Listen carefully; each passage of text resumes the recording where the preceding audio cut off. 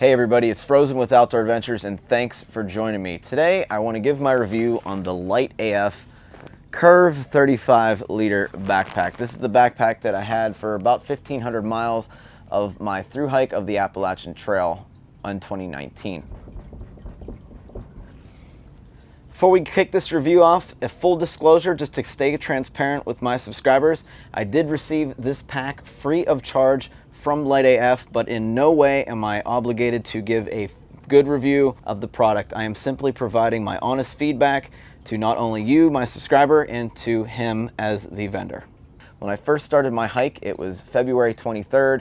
I had a lot of extra clothes. I'm in a hammock setup, so I have two 20-degree quilts that I started with, and just the massive amount of food that a thru hiker needs to survive.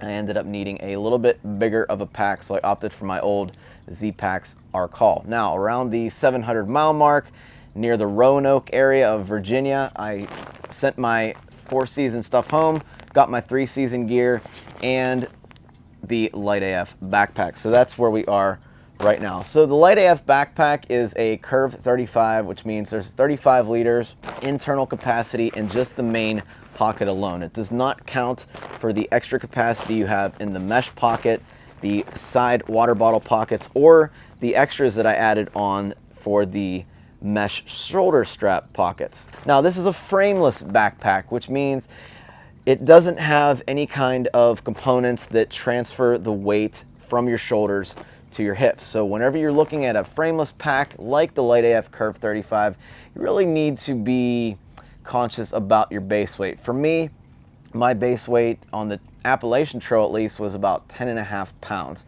Now, my normal trips when I'm not vlogging with a 1-pound battery bank, I average about 8 to 9 pounds. So that's a really good range for this pack. I feel that's perfectly adequate to stay comfortable even with a 4 or maybe even 5-day food carry.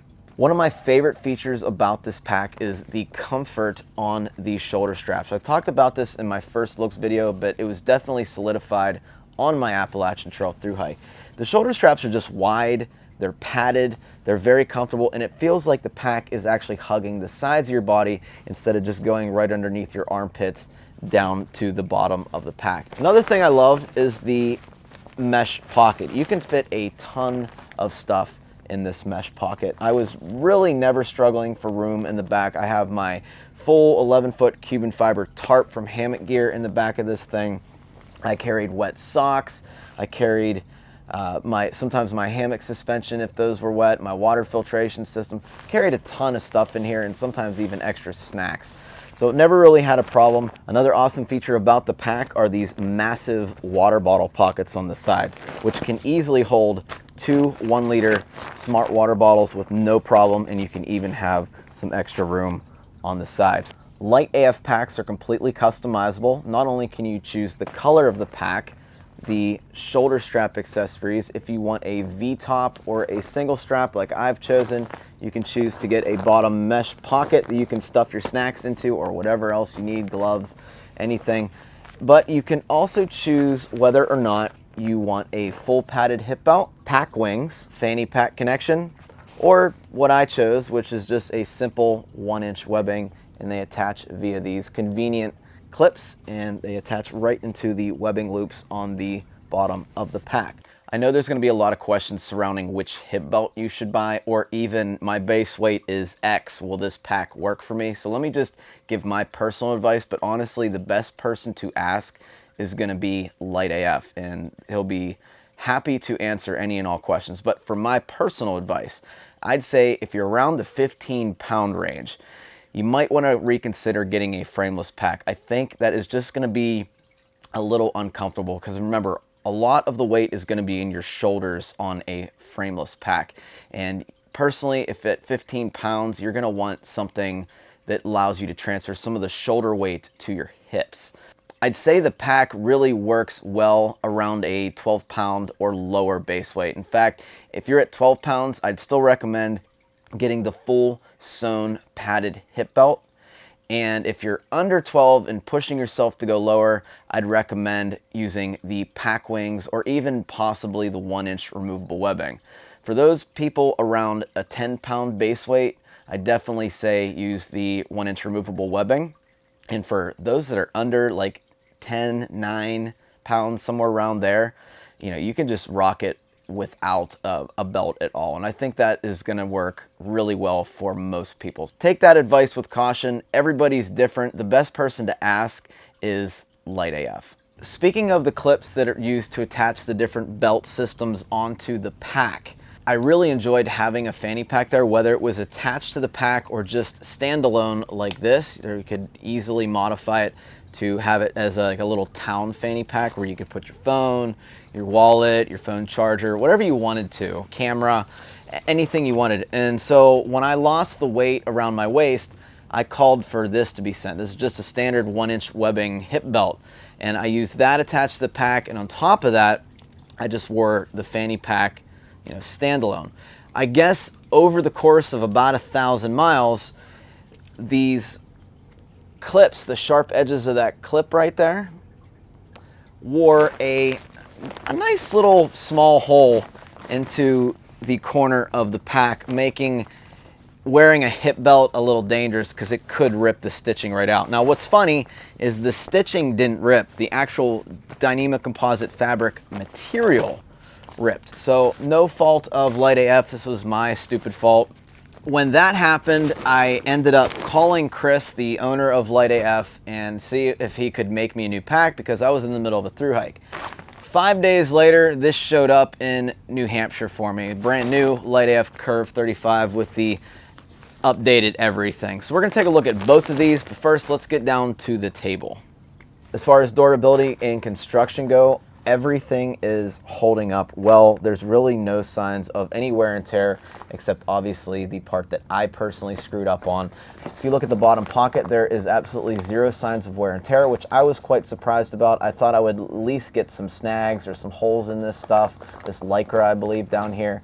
But the bottom pocket held up great. I had my snacks in here for a couple days just to try it out, found out I didn't really like it, so I never really ended up using this pocket. But think about it.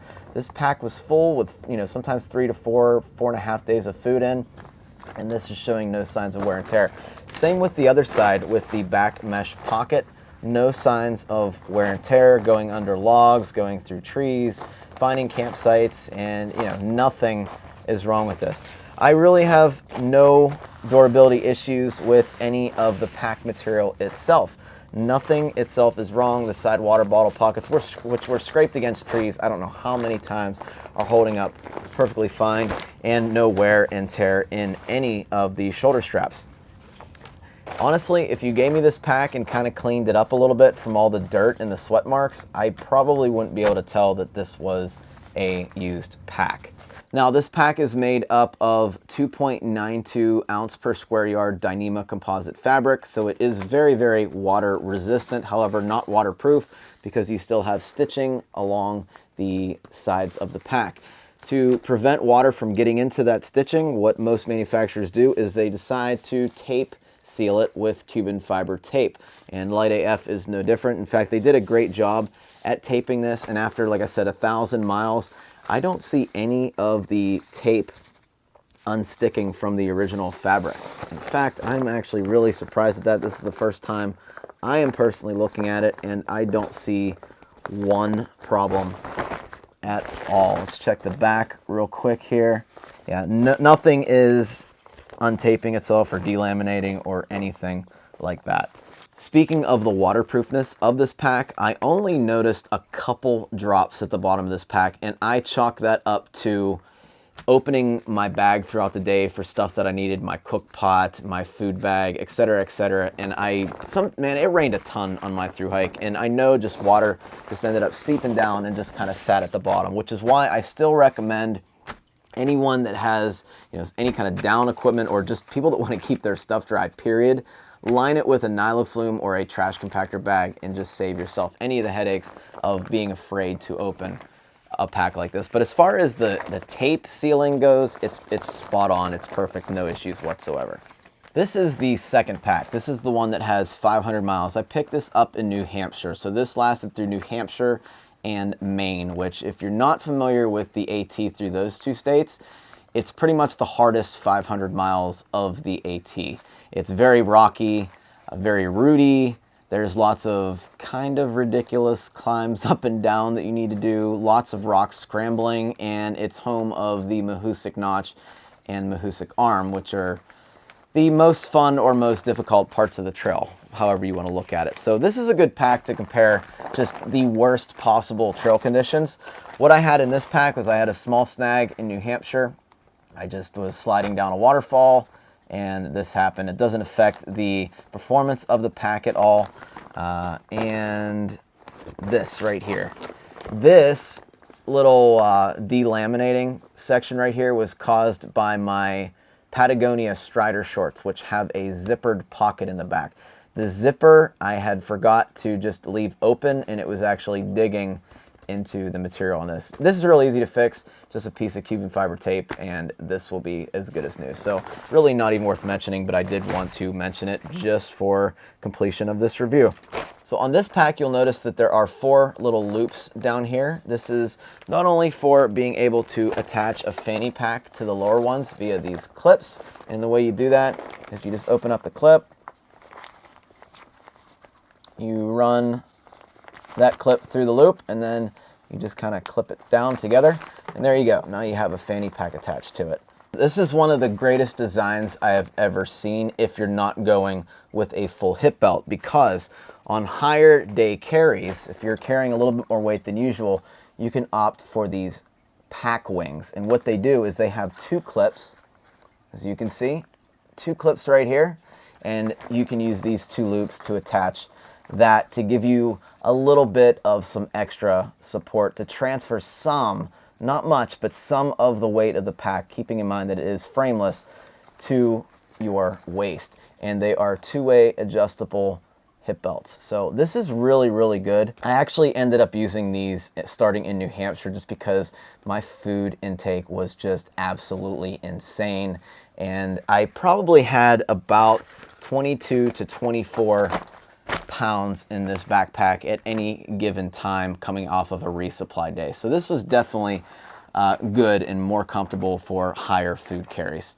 Now later on in the trip where we were doing 2 to 3 again, I went back to the simple 1-inch webbing, and that was really all I needed. In fact, the last 2 days of a resupply, when we were only carrying 2 days of food, I didn't really need this at all. This was usually just for a 3 to 4 day resupply.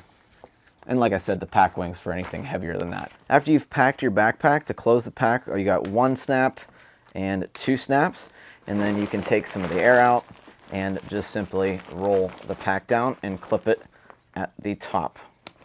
With the option, you can then take the strap and clip it right inside the mesh, and then you have plenty of extra room if you need to attach a bare canister or whatever, and that can all just shove down into the mesh pocket. I love the roll top feature with the snaps. It's something that I didn't think that I was going to like, but I ended up liking it way more than just having Velcro up the top, because I feel like Velcro kind of abrases your quilts as you keep putting them in and out. Shoulder straps are phenomenally comfortable. They can't be designed any better than what they are. So LiteAF, please don't touch your shoulder straps. Leave them the way they are. The side compression system is spot on. It works well for side compressions go. The water bottle pockets are phenomenal, especially since the update. I don't know if I showed this or not, but you can put either 2 smart water bottles in there, or if you want to tension it up, you can actually just tension it with this little cord lock and shock cord, and you can just put 1 in there. So you can pretty much make it however you want. I absolutely love the mesh pocket. I was able to store everything that I needed in here, and look at the stretch on that pocket. It is just great. The shoulder strap pockets are awesome. I could easily put my phone in here with no problems at all. I kept my phone really well, and that's where I kept it the whole through hike. They dry out very fast. Everything on this pack dries out really fast. I was really happy with that. And honestly, don't think I would change anything about this pack. The level of customer support of LiteAF is beyond any level of cottage vendor support I've ever seen, and that's saying a lot because cottage vendors are very, very attentive to their customers, and I just was amazed at how fast he was able to figure things out and work with me on the custom options that I wanted on the pack. So what is my review of the LiteAF Curve 35? It's a no-brainer here. I absolutely love this pack. There isn't one thing on this pack as far as features or comfort that I wish I could change. It's literally the Goldilocks of packs for me. I did love the Z-Packs Nero, but it was just a little too small for me. And this has bridged the gap, becoming the perfect 3-season backpack for me. The pack handled great on my AT thru hike, really had no complaints about it at all. And I love the fact that it was frameless. I think that was my next logical progression as far as backpacks. I don't really need a pack with a frame because of the lighter base weight. And that's really how I like to hike. I like to hike light so I don't injure myself, and that gives me the energy needed to explore a large area of where I'm going to be. If you enjoyed this review, please consider subscribing and check out some of my other videos, especially my AT thru hike on the channel. Also, check out LiteAF using the link in the description below. Thanks everybody. I'll see you on the trail.